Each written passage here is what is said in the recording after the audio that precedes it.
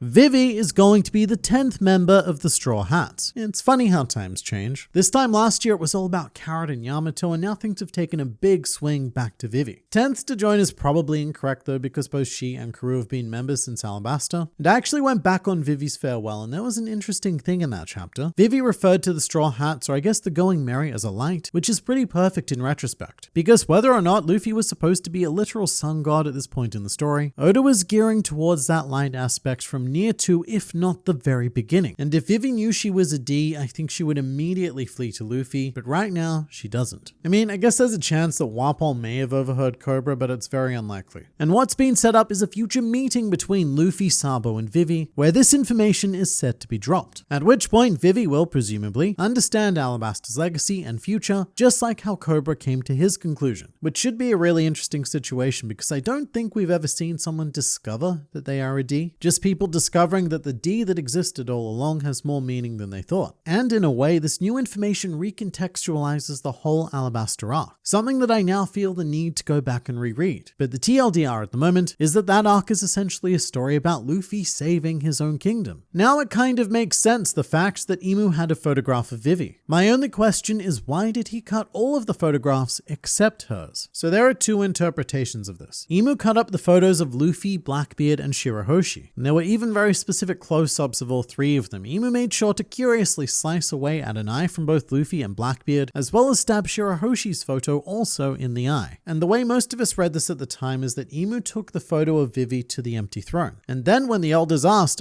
great Imu, which light would you like to be erased? Imu said, this one, the Vivi one. But there is another possibility. Also, this video is sponsored by Raid Shadow Legends, who now have a limited animated series called Raid Call of the Arbiter, a 10-part series dropping every Thursday at 10 AM EST until July 20th. It's pretty wild because you can actually watch these episodes in-game. And what I really like about them is that each episode focuses on a particular individual from a particular faction with beautifully fluid animation and an immersive cinematic score by Jesper Kid. The series expands the world of Raid and the lore of Raid, exploring the backstories of many of the game's iconic champions. And Raid continues to celebrate with a ton of Call of the Arbiter features coming to the game, with new champions and all sorts of fun activities to take part in. There's lots of new stuff for Raid fans to sink their teeth into, like some sort of delicious Michelin-star game steak. Plus, everyone will have the chance to get the legendary champion Artak for free. He's one of the 5 new characters in the show, and you can acquire him by logging into Raid for 7 days between now and July 24th. I really like Artak because he's green, and green is an objectively good color. You can download Raid by using my link in the description, or scan the QR code on screen to get a free starter pack with this cool in-game loot. So do that thing, but for now it's back to you, me. But there is another possibility. The other interpretation is that Imu decided on Luffy, Blackbeard, and Shirahoshi to be erased from the world. The former two because they are very public Ds, and Shirahoshi because I imagine that the connection to Joy Boy and Poseidon is at the very least suspected. But Imu was on the fence about Vivi because he suspected that she was a D but didn't know for sure until Cobra said so. So he kept her photo intact just in case, because you wouldn't want to make some sort of murder mistake with a founding family member. What if Blackbeard ends up partnering with Luffy to take down the world government after learning the meaning of D? It's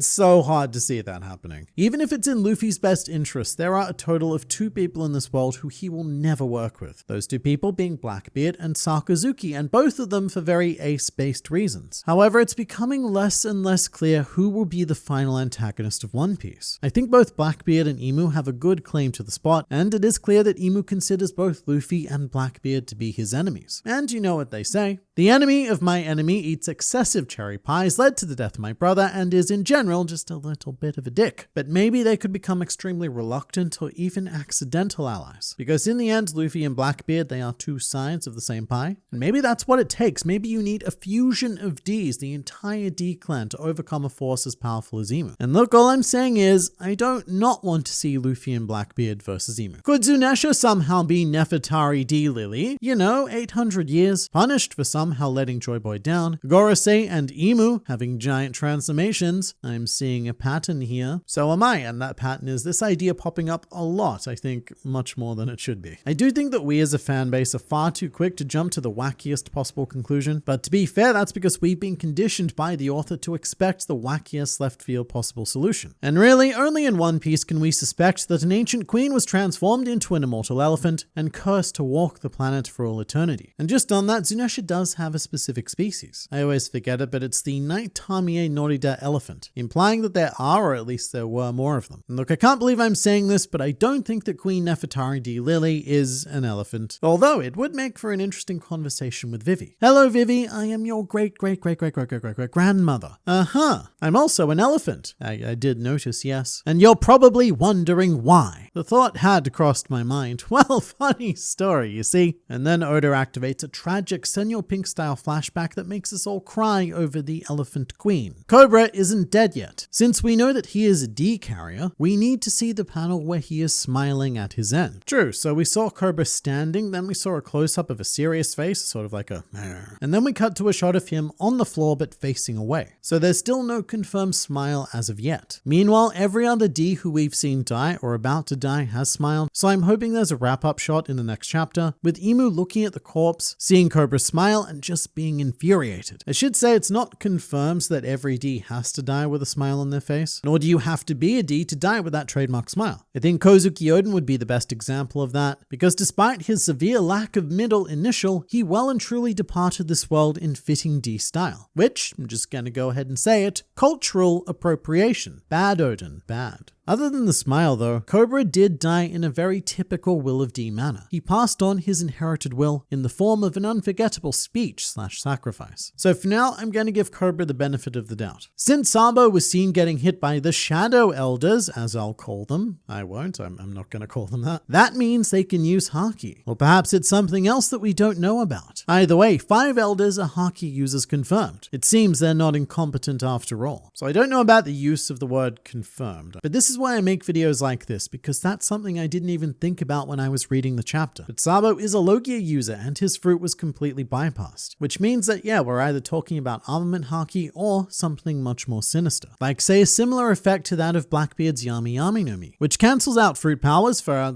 well reasons, and since it's Logia, maybe there is a natural power out there in the world similar to it. Or it might be something literally devil related. It's a very popular idea right now that what Sabo was hit with was a devil's tail, like your stereotypical cartoony devil tail. And then you think, wow, what good would devil fruits be against the devil themselves? The Occam's razor answer is still armament Haki, of course, but it's also unclear exactly who was attacking Sabo and Cobra because it's not necessarily Imu. Although just on that, this chapter does raise a lot of questions such as, I didn't realize those silhouettes were the 5 elders. I thought it was Imu's powers. So after realizing it, I was quite surprised. So that's the thing. While the silhouettes are all sorts of different shapes and stuff, they aren't your typical Oda silhouettes. And they do seem very, what's the word, cohesive, as if they're all part of the same power rather than 6 separate silhouetted abilities. And it has been suggested that what's happening here is an extension of Imu, either that his specific abilities can affect others, or that the elders themselves are actually part of Imu, using the same sort of idea as Vegapunk and his satellites. Just much less cloning and science and much more magic and fruit. Although I have to say, I don't even really know where to begin with that thought. It's kind of like an external internal crisis, because I'm now not 100% convinced that those 5 old men actually exist. I feel like Imu's fruit is a dragon type fruit, but not like Kaido's fruit, more like the punk has a dragon. You know, it's possible there were some definite dragon vibes, especially when Imu swallowed Sabo's fire, and he does seem to have this like fearsome zigzaggy mouth in that form. And remembering that dragons are pretty special in the One Piece world, and this story has a deep connection with them, whether it's in name like Monkey D. Dragon or the Celestial Dragons, or even the literal dragons we've encountered. They always seem to sit at the pinnacle of the world, with the exception of Vegapunk's dragons, I guess, but his goal was to emulate the Alpha Predator. However, I personally hope that Imu isn't a dragon, if only because I'm feeling just a little bit dragoned out after Wano. I feel like I could never see another dragon in my life, and that would be satisfactory, because I've already experienced so much of Kaido and Momonosuke. But if Imu is a dragon, he seems to be shaped more like a classic cartoony Western dragon, and I have to say that could have some fun potential interacting with Gear 5th. Perhaps the final fight in the series, Luffy vs Imu, will play out more like a Cuphead boss battle, because in all seriousness, where do you go from Gear 5th? Toon power can only be countered with other cartoon power. This chapter somewhat confirmed that the shadowy figure at Egghead Island is J. Garcia Saturn. I don't know about confirmed, but I do think it's slightly more likely. Now that we know that Saint Saturn can transform into a crazy shadow creature, that means that the crazy shadow creature idea is more plausible. The problem is that when this happened, Saturn was nowhere near the island. The figure also didn't have his horns, but maybe it was just a partial transformation. The core idea itself is kind of terrifying though, because I've never seen the Seraphim as a massive threat, but the idea of an insanely powerful shadow elder, damn it, I used the name I said I wouldn't use, roaming the island is genuinely kind of scary. Is Walpole going to get a proper redemption this time? There is no Walpole redemption. I think what we see is what we get. This isn't a St. Moscard situation, and for one very important reason, which is that Walpole's entire appeal is that he's a bit of a prick. He's one in a long line of comical antagonists who we love for having nefarious intentions, but a complete and utter lack of ability to actually be threatening. He's very much on the Caesar and Carabo side of the spectrum. And just imagine how boring Walpole would be if he repented and became some sort of pure-hearted protagonist. Nah,